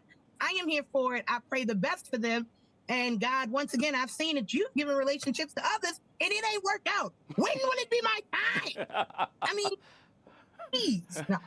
Well, perhaps now, Poet, since you're going on vacation and perhaps you'll be sitting at a beach sipping a pina colada without me. I'm truly yet again jelly that you're doing so. But enjoy, Listen, well deserved. I am going to Montego Bay in January for my birthday. I'm following Black Alley. Come on that trip with me. Right now, I'm on my way to Columbia to celebrate my beautiful sister's 50th birthday. Happy birthday, Dina, one of my favorite Virgos. And I'm excited to celebrate, kick back, and come back with some more shenanigans for the District of Cousins. I'm here for it. Oh, speaking of coming back in a major way, what are you working on, Poet? We got a flyer that we're taking a peek at. Yes, so I am proud to be a part of Downtown DC. So there's a Thursday night out happening every Thursday in DC with the downtown bid. I mean, come, there are DJs, performances. Tonight on Anthem Road, there's a whole sneaker culture DJ situation on the National Building lawn. There's 2 performances and a DJ giveaways. The idea is with all this going on, we also know the heaviness that comes with 9/11. The idea was, how can we create a safe space for people to come fellowship in real life, be loved up on, and if your cup going a little empty, we refill it to the max. So that's what Thursday Night Out DC is all about. Downtown DC is still alive. There are businesses that would love to see you, welcome you, and neighbors that you need to meet. So I love being able to be used as a hub to connect the cousins in real life. Absolutely love it. Tomorrow, pull up. Yeah, we'll go refill your cup right now, Poet. Enjoy your vacation. Thank you. You're welcome. All right, Poet Taylor joining us for a little midday shenanigans right here on the Live Zone. We're going to take a quick break. Hang on the flip side of that break. Chip Lupo from Wallet Hub joins us. Did you hear? Maryland has some of the happiest residents in the nation. We'll break down the numbers next, right here on the Live Zone.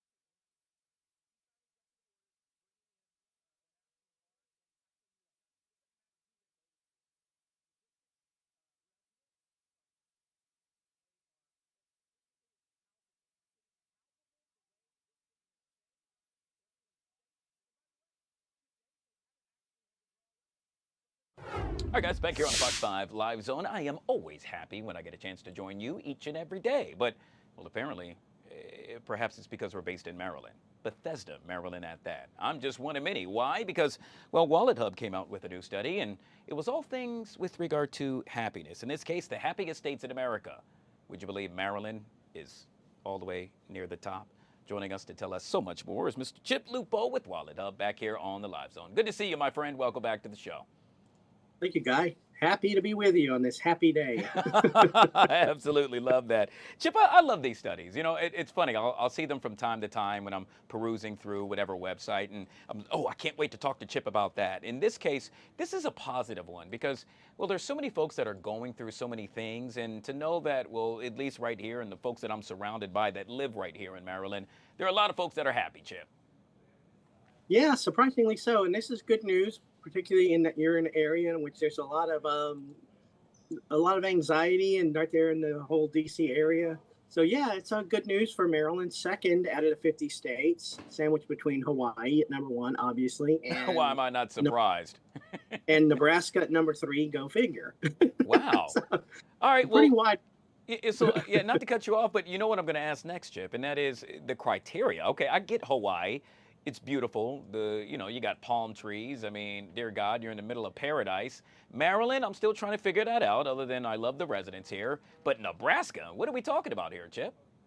Well, we try to venture beyond just weather, because obviously if it was just all about weather, Florida and Hawaii and maybe California would be the happiest states in the country every year.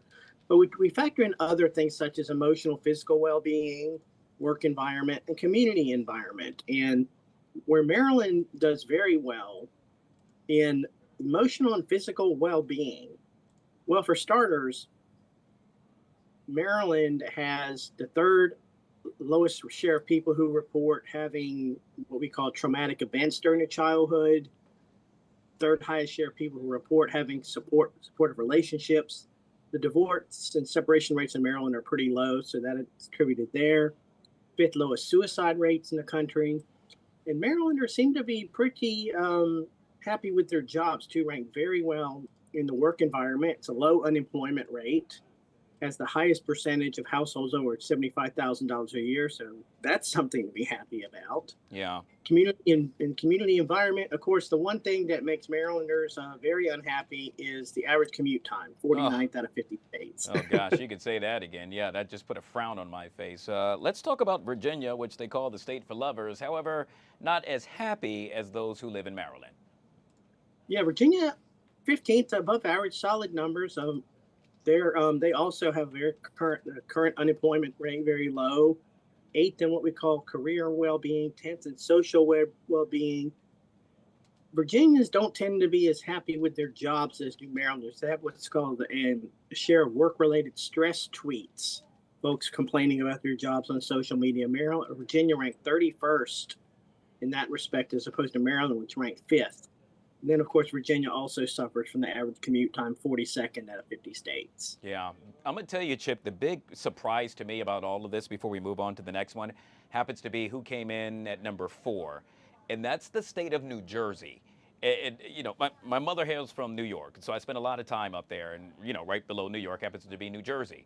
I would say those folks aren't the happiest when I was around them.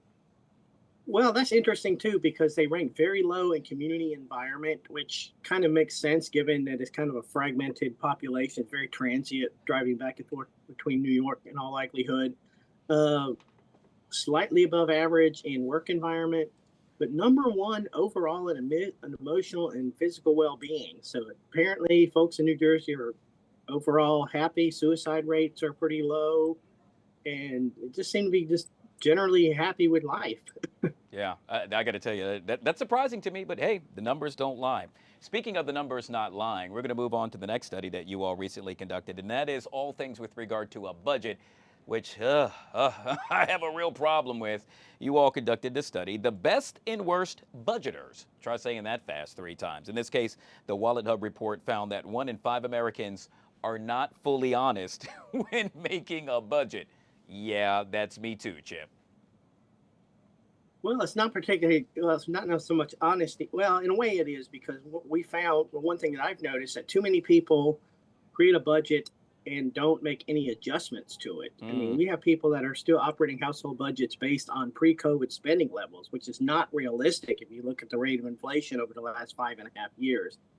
So budgets are not static. They're like cars. They do require maintenance every so often in order to keep them running efficiently. So Yeah. now, surprisingly, or not surprisingly, Hawaii is number one with the states in the best worst budget, followed by Washington State, Massachusetts, Wisconsin, and Minnesota. Hold on, Chip. I want to make sure I'm getting this right. Hawaii, the residents living there are the best at budgeting. Is that what you're stating? Yes, they are the Got best it. at budgeting. They're very good at controlling debt. They have very high credit scores, and they're very good at saving. Wow. All right. Well, you know what I'm going to do? I'm going to play a hater in this realm, and that is, who cares about Hawaii? I want to know where Maryland and Virginia happen to rank, and if D.C. is a part of this, where they rank as well. Okay, now we only evaluated the 50 states, so we're going to exclude D.C. from the picture. Now, Maryland and Virginia both above average, fairly solid. Virginia at 16. Virginians tend to struggle with spending and debt, and that covers things such as for example, bankruptcy rates, foreclosure rates, credit utilization. Maryland, a little bit lower at 27th. They're also struggle with spending and debt. But what the two states have going for them is they have very high average credit scores, which is key. There we go. Virginia at 728, Maryland at 738, which is key because, to put that in perspective, Guy, you want to have a credit score above 700 whenever possible, because that's going to set you up to get the best possible, not only to get approved for credit, but to be able to get the best possible terms. Yeah. The lower your credit score, the less likely you are to get favorable interest rates. Okay, and let me say this, Chip. There happened to be a time in my life where, that it was truly embarrassing. But that number you stated, oh yeah, I'm above that now, and I worked hard at it. I say all that to say that a lot of folks watching, if you're having issues with regard to your credit, you too can eventually end up in the same shoes I'm in. Just work at it, right, Chip? Well, sign up for an account for wallethub.com. You can check your credit scores, check your credit reports, and there's a whole lot of budgeting apps and other tools to help your finances get back on track. Yeah, having a good credit score makes you more trustworthy. So with that being said, Chip, can I borrow $20? Sure, just put it on my tab, Guy, anytime. Chip Lupo, all things Wallet Hub, joining us right here on the Live Zone. By the way, I think that means no. We'll take a quick break. Producer Chris joins us next right here on the Live Zone.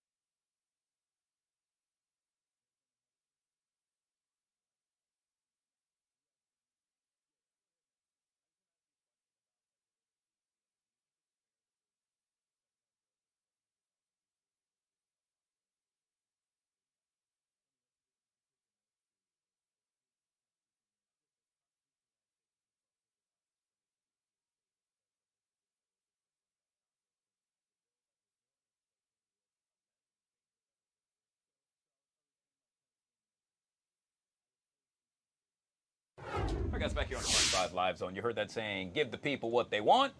Well, that's exactly what we're doing.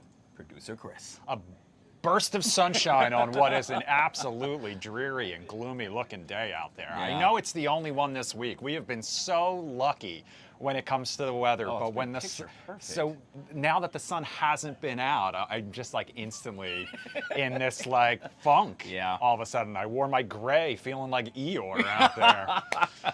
Oh well, but it's a good day to sit inside and watch TV. That's what it is. All right, so let's talk about some of the, what is this, reality TV? Reality TV. You know I love my reality trash, and I woke up this morning to a message from my wife that said, this can't be true, right?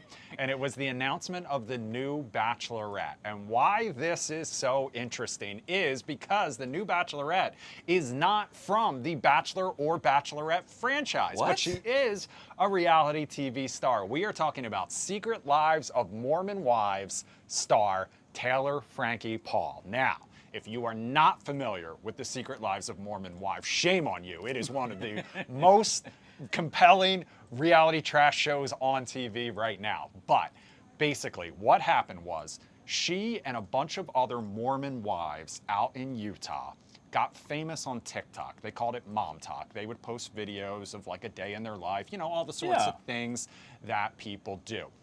But what was happening behind the scenes was they were soft swinging. Some of the couples were having affairs with each other. And apparently one of the couples, and I believe Taylor Frankie Paul was the one of the guilty parties, took it a little too far. They had established ground rules. She kind of broke them. Ooh. It caused major drama in the Mom Talk community. She goes on to her TikTok account and posts a video basically airing everybody's dirty laundry, explaining that they were doing this, and the headlines that it generated as a result. These Mormon wives soft swinging in their free time, and then they turned it into a reality show. Season 1, Season 2 out now. The reunion just dropped. The Season 2 reunion just dropped back in July. I mean, too much drama to even explain, but basically it all revolves around their relationships with each other, how much they secretly hate each other, but also are all good friends. And anyway, here's what else makes this interesting.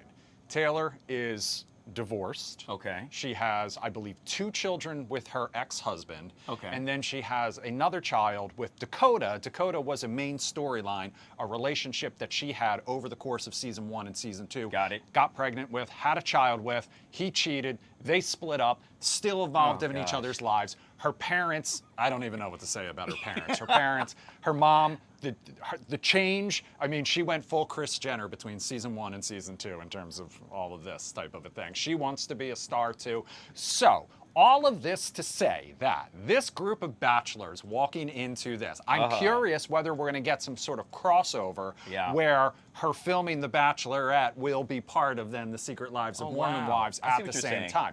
Now, Taylor Frankie Paul, I mean, she is the de facto leader of this group of Mormon women in Mom Talk, and so a lot of other women are coming for her at all times. They get a little jealous. Check the comment section of her Instagram, because that always fuels even more drama that then spills out on the show. I could talk about it for a half an hour. Oh my goodness gracious. But we have more reality trash. Yeah, but out of everything you said, it's that one rose that she's holding. It's kind of like a violation. You were not on the previous season. It's like, where did you get that rose from? Thank you. That is a big deal. And they made this announcement on a podcast. I think it was the Call Her Daddy, whatever. You know what I'm talking about. And so it was a little bit of a surprise for a lot of fans who, you know, traditionally it has been one of the not selected women from the previous season. The Bachelor has come from the Bachelorette contestants. The Bachelorette has come from the Bachelor contestants. So we'll kind of have to see how this plays out, who the group of men that they choose for her are, who the group of men who are brave enough to walk into this, because there is a lot going on here, ladies and gentlemen. Hopefully they're not walking into it blind. Yeah, correct. Love is Blind. That's the other big news today, because we just learned when the new season will drop on Netflix. Season 9 now of this Nick Lachey, Vanessa Lachey, absolute just classic. I mean, remember, this was a huge hit during the pandemic, and it has just continued from there. The new season set in Denver. Okay. So expect a very Caucasian cast once again, is my guess. Despite the fact of what we're saying right here, they've tried. I know they've tried, but not so successfully always, as was apparent during the DC-based season that featured mostly people from Baltimore and Fredericksburg.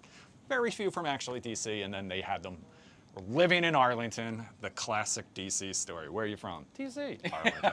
Anyway, you can check it out for yourself. October 1st, they posted all of the pictures of the singles who will be in the pod, along with this video with a little get to know each of the singles. And so my friend Lauren Seeley, former Fox 5 intern, is the one who sent me the link to this just minutes ago, and I responded by telling her, thank you. Now I get to see the faces of the people I will be obsessed with / hate for the next several weeks. Oh, this is so funny. By the way, Denver, it's not a bad city. The food there is amazing. Denver is fantastic. Yeah, I've gone out to Colorado each year since I met my wife 4 years ago. It's become kind of a little bit of a tradition. I think this is going to be the only year we haven't managed to make it out there. So it's always a good time. Always a good time. Cool. What's coming up tonight? Anything in particular? I'm about to sit down with singer Jesse McCartney. Oh, he is about to kick off his new tour, and he's kicking it off right here in DC at the historic Howard Theater. Night 1 already sold out. They added a second show. I'm going to talk to him all about that and more. You'll be able to check that out on Good Day coming up over the next few weeks. Tonight, though, on Do You Like It or Not at 7:30 right here on Fox Local and Fox 5 DC's YouTube page, Carmen Felder is going to join me as my guest host. So always a good time when she stops by, and we're going to talk about all kinds of stuff. I'm still putting it together, but probably that Bachelorette story is going to be one of them. She was on that show, what, Under Deck or Deck? Below Deck. Below Deck, yeah, that's right. So she's got some reality show experience. She'll be able to weigh in on this Always one. a good time when Carmen shows up, I'm telling you, in a major way. Absolutely. Producer Chris joining us right here on the Live Zone. Don't forget, check out Do You Like It or Not, 7:30, right here on the Fox Local Lounge. Appreciate Join the you, show. my It's man. your chance to be my co-host. All right, absolutely love it. We'll take a quick break and we'll be right back.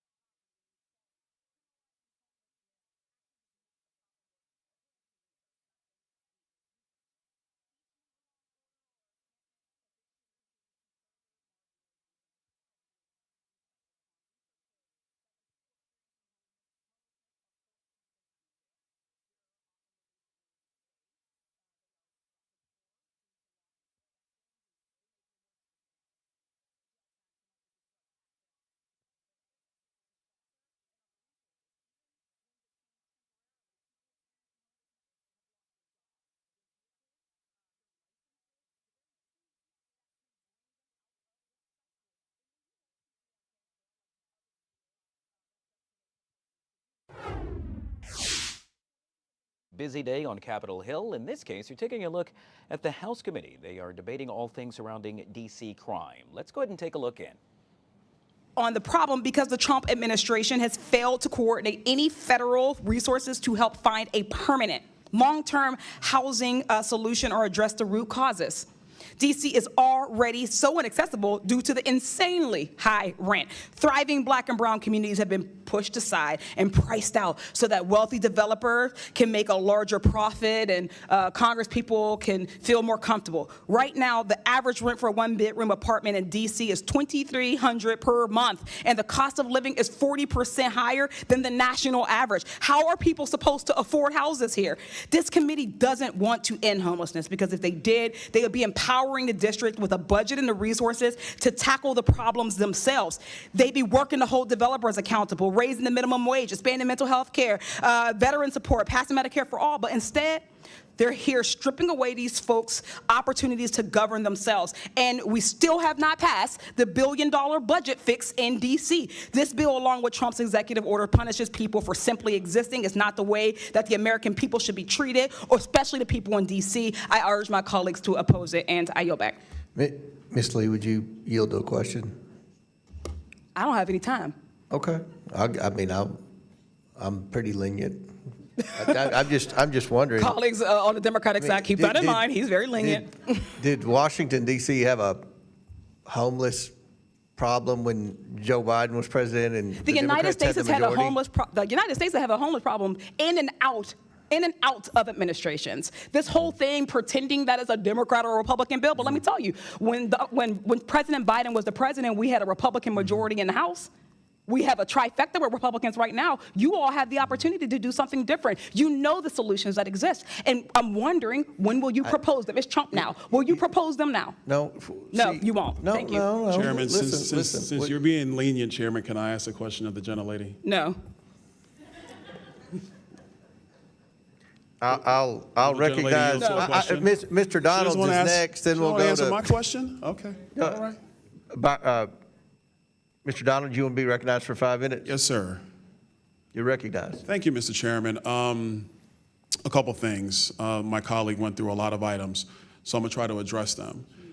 Let's start with housing. If you're going to really talk about housing, one of the big things we have to fix in our country is accessibility to building materials. The reason why accessibility to building materials in the United States continues to rise is because of the overregulation in this town by this Congress over decades in Washington, D.C. So if you want to address housing and the affordability of housing and the attainability of housing, maybe Republicans and Democrats, we could work together on something like NEPA reform and other regulatory reforms to make it easier to get the materials to build housing in the first place. I wonder if my Democratic colleagues would like to go along with reforming the regulatory process in this town, which increases the financial burden on companies that have to procure the material to even build the housing to deliver it to people. Education. I already know where they stand on this one. Republicans, we have long since stood for school choice here in the District of Columbia and all across the United States. If you examine academic attainment in areas that do not have school choice versus those that do, like my home state of Florida, it is clear that kids, even at the bottom, are learning at faster rates than they are in other jurisdictions where they don't allow school choice. D.C. has been a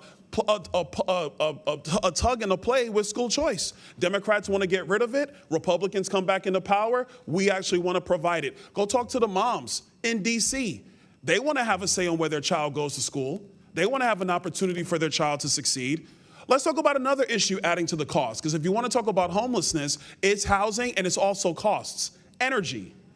My Democratic colleagues, all they want to do is have more regulation in the energy space. They want to have us buy solar panels and windmills from China, as opposed to drilling for oil in the United States, building nuclear power plants in the United States, which is cheaper and readily available energy for everyone. You want to lower the cost of what it takes for somebody to live in an apartment in D.C. or anywhere else in the country? How about working with us to lower the per kilowatt hour? Because everybody's got to deal with that. Rich, middle income, poor.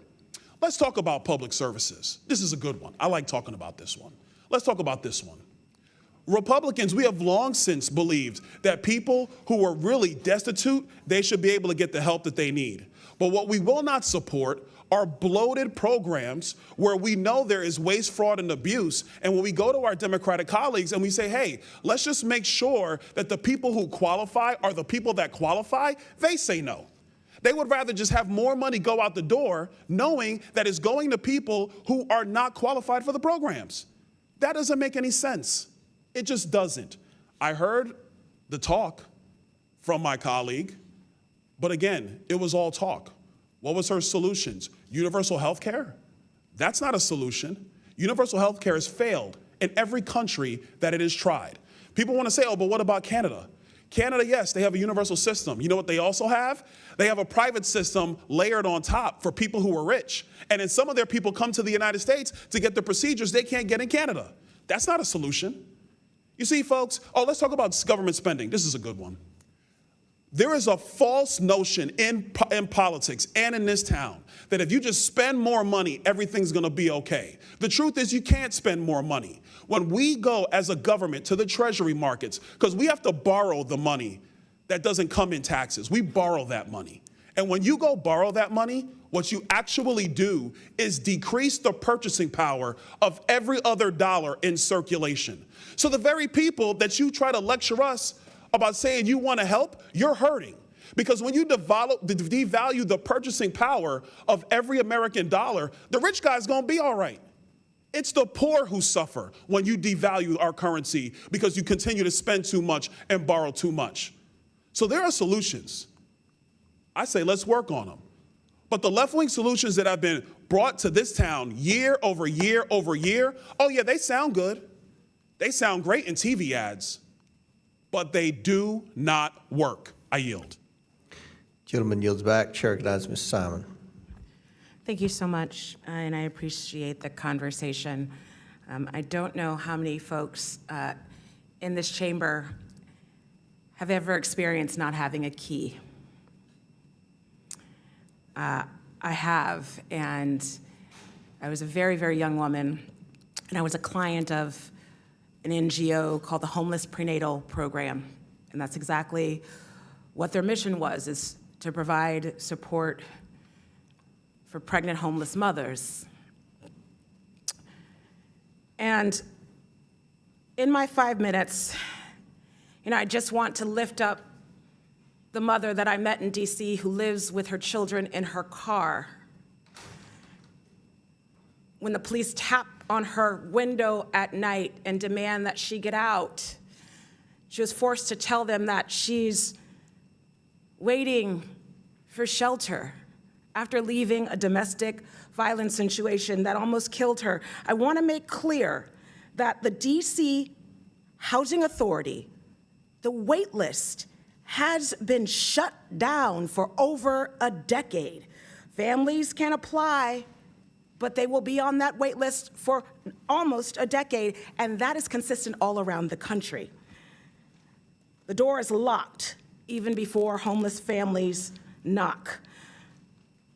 I wonder if the author checked in with Catholic Charities or any of the daily shelters and looked at the daily count. For the shelters that are open in Washington, D.C., we know that folks are kicked out in the daytime. If you have done homelessness work, if you work with homeless families, you know that. The shelters are full. Year-round shelters in this city are at capacity. Now, I agree, sleeping on the concrete is beneath human dignity.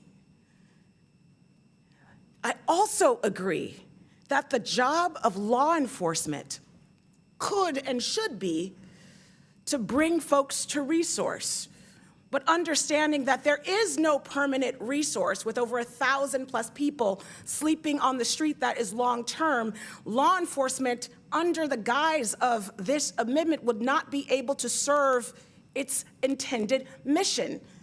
Instead, increasing an ever so roundabout of arresting and processing and holding homeless folks in detention, which, by the way, is 4 times as expensive as housing them.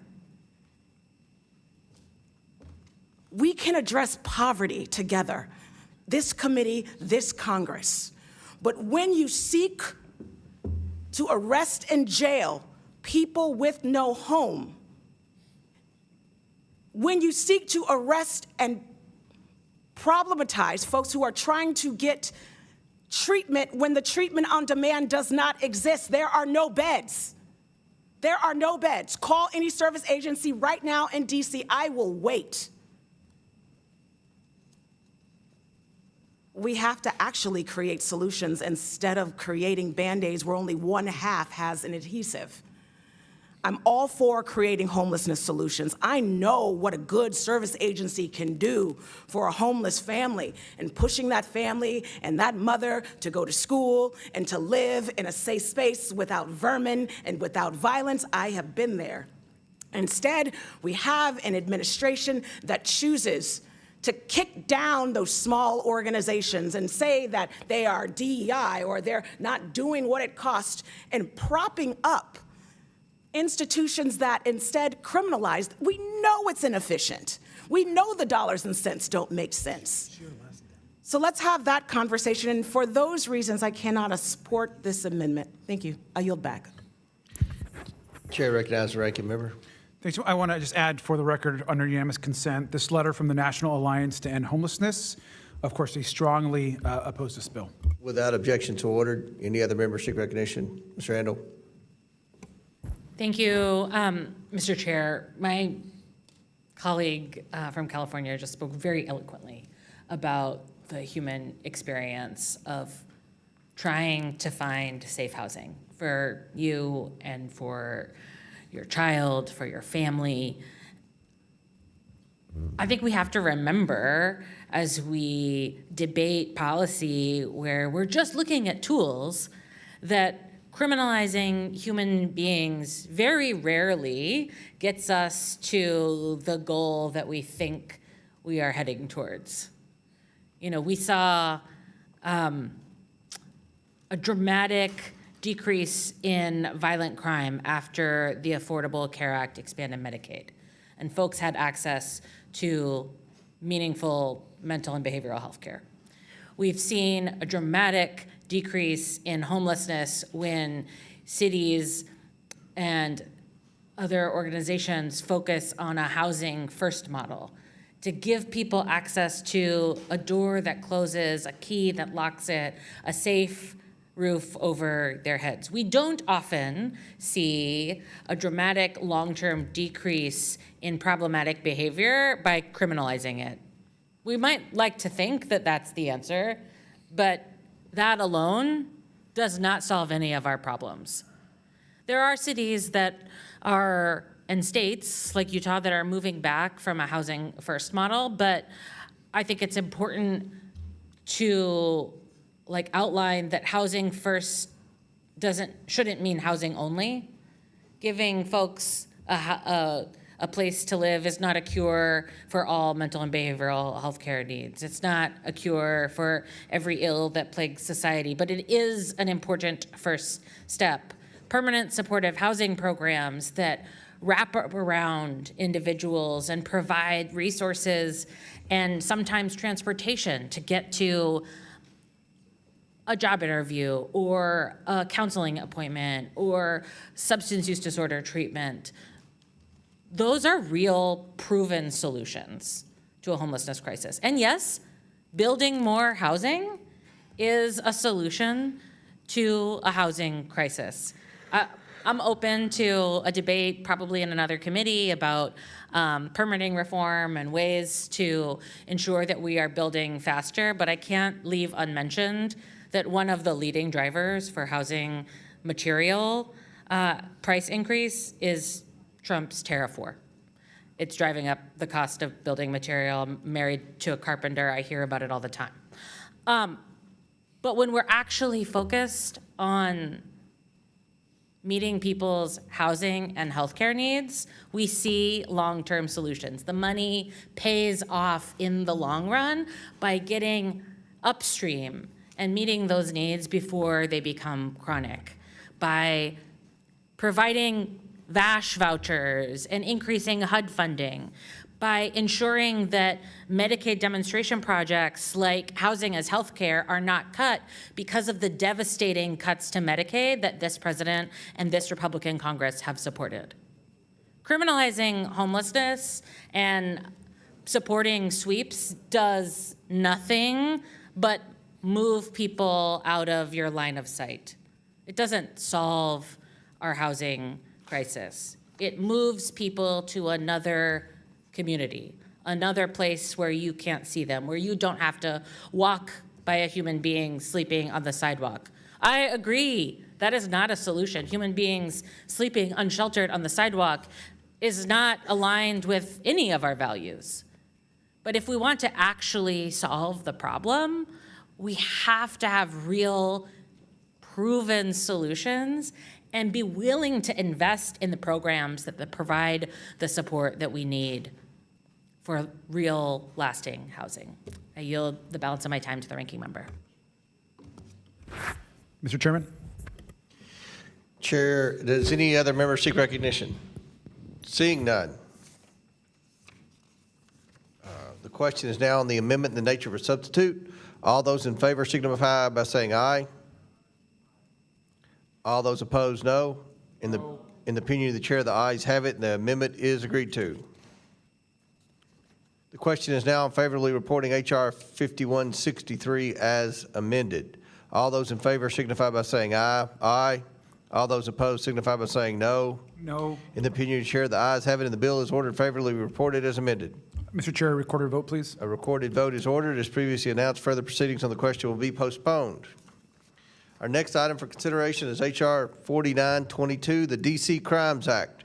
The clerk will please designate the bill. H.R. 4922, the D.C. Crimes Act, a bill to limit youth offender status in the District of Columbia to individuals 18 years of age or younger, and to direct the Attorney General of the District of Columbia to establish and operate a publicly accessible website containing updated statistics on juvenile crime in the District of Columbia and for other purposes. Without objection, the bill should be considered as read and open for amendment at any point. Without objection, so ordered. The chair recognizes himself to offer an amendment in the nature of a substitute. The clerk, please designate the amendment. An amendment in the nature of a substitute to H.R. 4922 is offered by Mr. Comer of Kentucky. Without objection, the amendment is considered as read. The substitute will be considered as original text for purposes of further amendment. I'm now going to recognize the sponsor of the bill, Mr. Donalds, for 5 minutes. Thank you, Chairman Comer, for bringing the D.C. Crimes Act before committee.